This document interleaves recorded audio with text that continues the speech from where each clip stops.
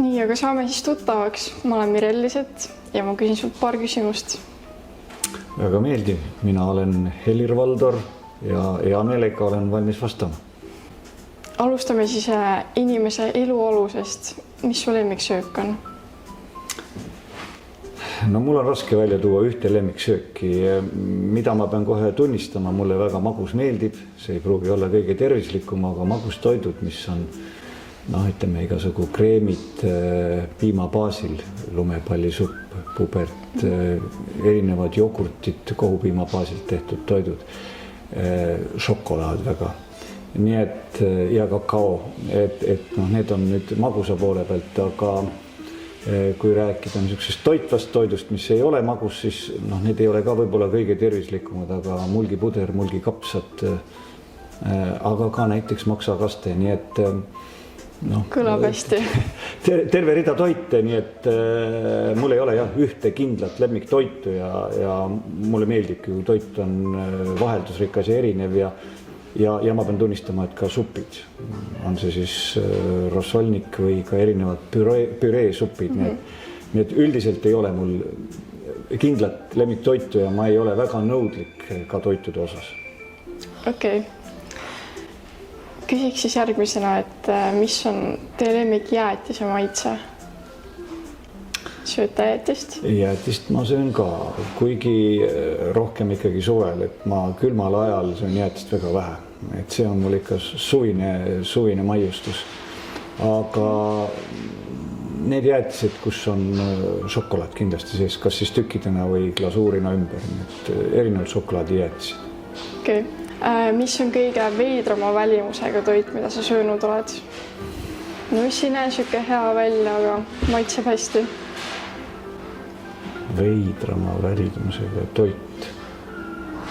No ma vist ei olegi elus väga veidra välimusega toiduga kokku puutunud, et minu jaoks, mis ma olen söönud, on kõik olnud nii-öelda tavapärased või ootuspärased toidud, aga ma kujutan ette nüüd, lähen natuke vastusest mööda, aga võib-olla meie kultuurist ja köögist kaugel olevatele inimestele võivad veidrad toidud tunduda, näiteks verikäkk ja verivorst ja kui me mõtleme, et kuidas neid tehakse ja hakkame siis kusagilt kaugelt võõrast kultuurist tulevatele inimestele seletama, et vaata, me kasutame verd ja siis veel mida me teeme seal ja soolikaid ja nii edasi, ja see kõik on söödav ja tegelikult ju väga maitsev, siis ma kujutan ette, et nendele võib see olla veider, aga mina ei ole väga veidrate toitudega kokku puutunud, olgu nad siis eksootilisemad Vahemere, erinevad mereannid või Põhjamaad, erinevad kalatoidud Rootsist, mis mõned isegi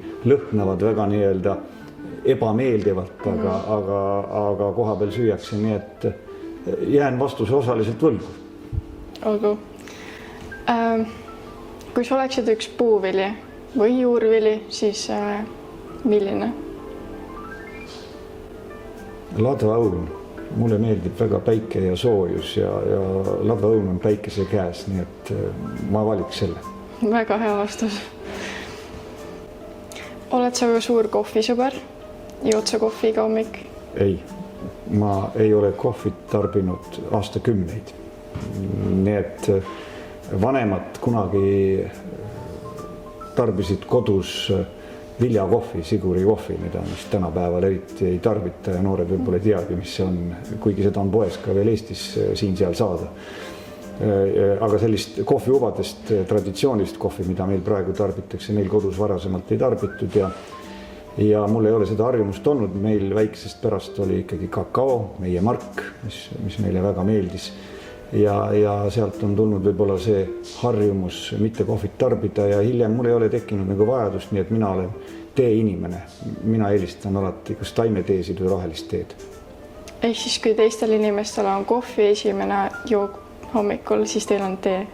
Mina tarbin teed ja siin ma pean ütlema, et Eestis küll diskrimineeritakse teejoojaid, et kui me vaatame, käime erinevates restoranides või ka erinevatel üritustel, koosolekutel, kus on kohvipausid, siis ongi kohvipausid, et heal juhul on ka kuum vesi ja kas siis ühte sorti pakike, mingisugune must tee või midagi muud, aga sellist valikut, et on kohviaparaat ja valite erinevate kohvide vahel latted või ekspressod või mis iganes, eks ole. No teede puhul sellist ei ole, nii et ma tunnen, et teejoojaid Eestis diskrimineeritakse. Okei. Kui sa saaksid valida, kas sa loobud nädalaks teest või nutitelefonist, siis kumba sa valiksid? No ma arvan, et ma olen võimeline siiski mõlemast loobuma. Teest kindlasti, et mul sellist sõltuvust ei ole. Nutitelefonist, noh, see eeldab selleks nädalaks ajaks oma elukorralduse täielikku muutmist. Ma arvan, et kui see on vajalik, siis ma olen selleks ka valmis, aga see tõepoolest tähendab nii-öelda välismaailmast ennast täielikult lahti lülitamist ja mul ei ole seda seni olnud küll vaja teha ja sellist eksperimenti ma ka ei ole teinud.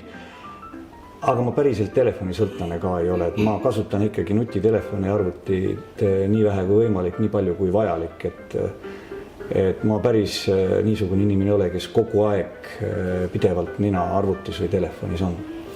Et telefoni puhul ja inimestega suhtlemise puhul mina eelistan ka helistamist, mitte meili või sõnumite teel suhtlemist. Et kui on võimalik inimesele helistada, siis ma eelistan ikkagi otse helistamist ja ma arvan, et mitmed asjad saavad otse vesteldes palju kiiremini ja lihtsamini selgeks kui sõnumite ja meilide vahenduse teel, mida ka minu pojad ja noorem seltskond eelistab selgelt helistamisele. Mis lõhn või mille lõhn meenutab sulle kõige rohkem lapsepõlve? Mul vast on sellele kaks vastust. Üks on selline abstraktne sügise lõhn. Ütleme siis nii, et mulle sügis väga meeldib. Enamustel on ju lemmikaasta kevad. Mul on isegi raske öelda, et kumb mul nüüd suurem lemmik on, kas kevad või sügis, aga sügises on kuidagi sellist küpsust, värvi, viljad on valminud, ma tunnen sellist nagu teatud täiuslikkust ja kuna minu enda sünnipäev on ka sügisel septembris ja see on lapsepõlves alati olnud tähtis sündmus igale lapsele, see on oodatud sündmus olnud, et mul on jäänud selline sügise lõhn ja taju ja kui põlluservale lähed ja viljalõikus on, siis sa tunned ka tegelikult sellist teatud lõhna. Ta on raske isegi kirjeldada, et see on niisugune üldine abstraktne lõhn.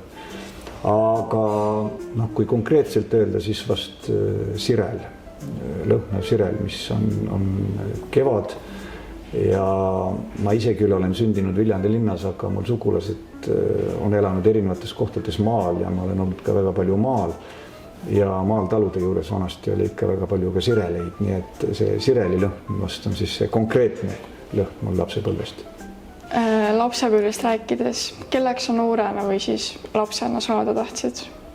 Seda ma mäletan väga täpselt. Kõige esimene soov oli mul lasteaias, kus ma tahtsin saada lasteaia kasvatajaks. Sellepärast, et mulle üldse ei meeldinud lasteaias kohustuslik lõunaoinak, mida pidi tegema ja ma nägin, et kasvatajad ei pidanud tegema, neil oli vaba, nemad said üleval olla ja nii et esimene minu emotsioon oli, et kui mina suureks on, siis ma hakkan lasteaia kasvatajaks, ma ei pea siis lõunaoinakut tegema.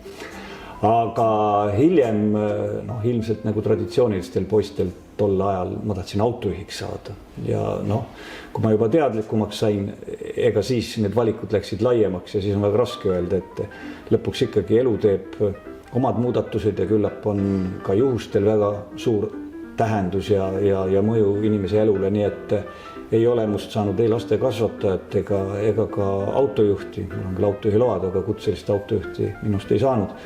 Et elu läks teistmoodi, aga jah, seda ma mäletan, et kaks esimest ametit, millest ma unistasin lapsena, olid need. Kui sa saaksid olla üks superkangelane, siis milline sa oleksid ja miks? Väga keeruline küsimus, raske vastata. Mul ei ole olnud sellist ambitsiooni või unistust, et ma tahaks olla superkangelane, mis võib-olla on väga igav vastus. Et ma tahaks olla, ma ei tea, spordis olümpiavõitja või maailmameister või ma ei tea, super estraadi täht, pop täht või midagi taolist, et kuidagi minu unistused või mõtted on olnud maalähedasemad ja realistlikumad, et samas mul loomulikult omad soovid ja mõtted on olnud. Noh, võib-olla siis ikkagi sportlane, sest ma olen väga suur spordihuviline ja tegelenud erinevate spordialadega, mitte küll päris tipptasemel, aga siiski võistlusspordi tasemel, et erinevad pallimängud, kergejõustik, millega ma olen tegelenud ja ka treeningutel osalenud päris aktiivselt, et sport on mind huvitanud, nii et kui peaks nii-öelda mõtlema ja valima, siis võib-olla jah, tippsportlane võiks olla see unistus, aga jah, ei, sellist supermani ma ei ole endas kunagi osanud leida. Aga kui sul oleks üks supervõime, siis milline ja mida sa esimesena teeksid selle supervõimega? Jälle väga raskesse olukorda paned mind, et ma pean valima selle ühe, et tegelikult tahaks mitut valida, mitut supervõimet. Ma arvangi, et ideaal on see või ütleme siis superinimene on see, kes on harmooniliselt arenenud võimekas erinevates valdkondades, et mida ma kindlasti tahaks ja mis oleks väga hea, kui oskas kõiki maailma keeli. See avardaks ikkagi kogu maailma, ka minu jaoks erinevad kultuurid mõistmise ja annaks võimaluse suhelda ükskõik millises maailma punktis, ükskõik kellega, et see oleks supervõime ju. Et erinev keelteoskus näiteks. Teine, millest ma tunnen väga puudust ja kus ma küll tunnistan, et ma nooruses olin rumal, mida me kõik ilmselt ei teadvusta ja taju. Kui vanemad panid mind muusikakooli, et ma piirdusin sisuliselt 1 aasta klaveriõpingutega ja ma ei oska ühtegi pilli mängida. Aga pillimänguoskus jällegi ja ma imetlen neid inimesi, kes mängivad mitut pilli, kellel on hea muusikaline kuulmine, et üldse kaunite kunstidega tegelemine, ma arvan, et see inimest sisemiselt väga tugevalt arendab ja aitab inimesel ka nii-öelda maailma mõista ja emotsionaalselt olla väga arenenud, et võib-olla keeled ja muusika ja jällegi, et mitte jääda humanitaarisse kinni, mis on võib-olla Eesti rahvale omane, et me oleme ikkagi humanitaarrahvas, mitte niivõrd insener-tehniline rahvas, aga ka tehniline taip on väga oluline ja ma näen oma poegade peal, et kui erinevad on ja ühel poisil on väga hea tehniline taip, haarab õhust, küll saab arvutitega hakkama, motorratastega, autoga, kõigega. Et ma valiksin selle nii-öelda tasakaalustatud ideaalse mudeli, mida loomulikult üheski inimeses ei ole. Okay. Mis on su selline elumoto või soov, mida sa teistele tahaksid kaasa anda? No väga lihtne. Tee teistele seda, mida sa soovid, et sulle tehakse.